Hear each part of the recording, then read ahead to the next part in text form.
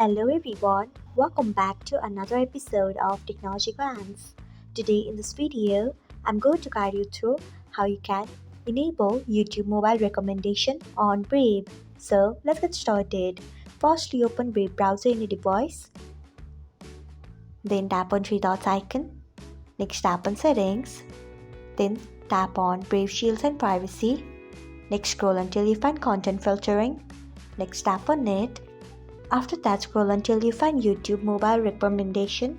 Turn on it by tapping on it. So, this is how you can enable YouTube mobile recommendation on Brave. Thanks for watching.